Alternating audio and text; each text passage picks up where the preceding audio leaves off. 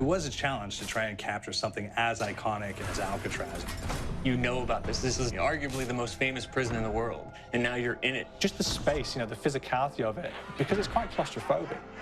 When modern-day prisons are designed, they really consider not intimidating people or making the spaces, as least stressful as possible. Well, Alcatraz didn't suffer from those restrictions. They did the research, they went out, studied Alcatraz, not just from books or internet.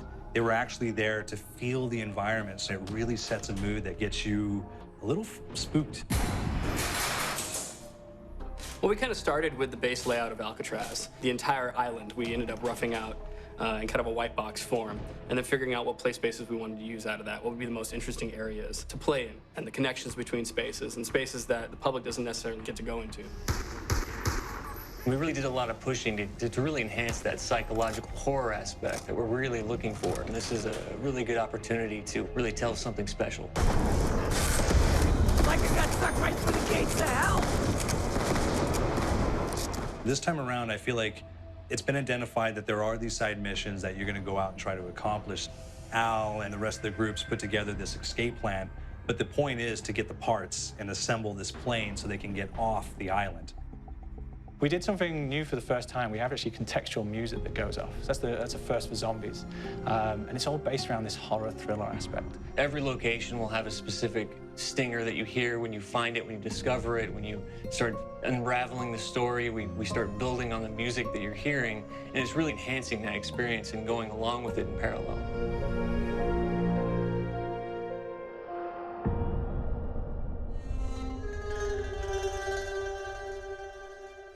Because we wanted to embrace this kind of horror thriller element, we wanted character actors, guys who could really embody someone and then convey emotion. So that's why we went for guys like Ray Liotta, getting in that kind of guy, we wanted a frantic nature. So he plays a character called Billy Handsome, who's this kind of psychopath who would be employed by the mob to kill people in interesting ways.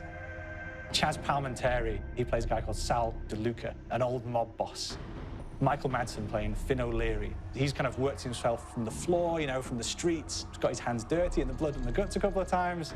And then we had Joe Pantoliano, and he plays Arthur Arlington, who's nicknamed the Weasel.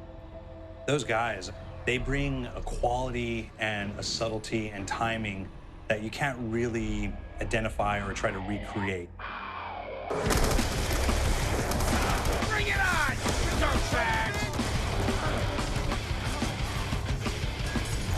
You start off in the afterlife mode, and that's just going to be what's going on. You're going to try to solve the mystery from the second you start. Afterlife, to me, brings a new element, like a new puzzle element. It forces me to think a little bit more or look for the clues or kind of think of zombies on a slightly deeper level.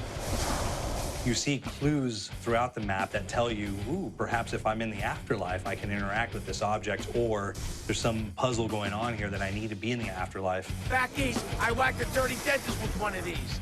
Took forever, too.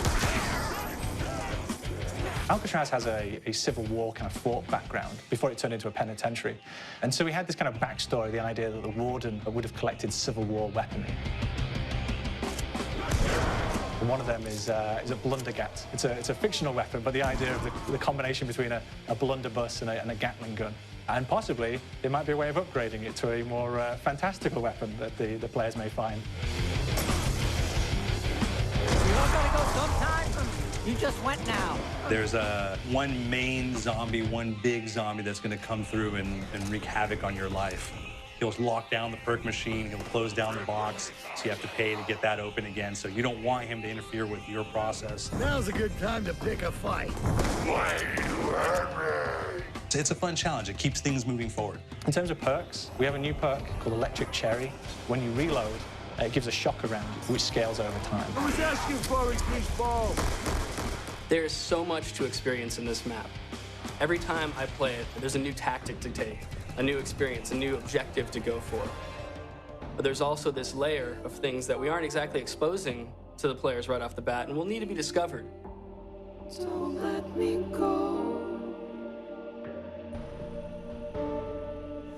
Is it the calling we hear? We've got the undead in there, we've got these historical elements, and these fantastic actors all seem to be with peace with each other in this kind of same world. So it's magical, and our team is incredibly excited by it.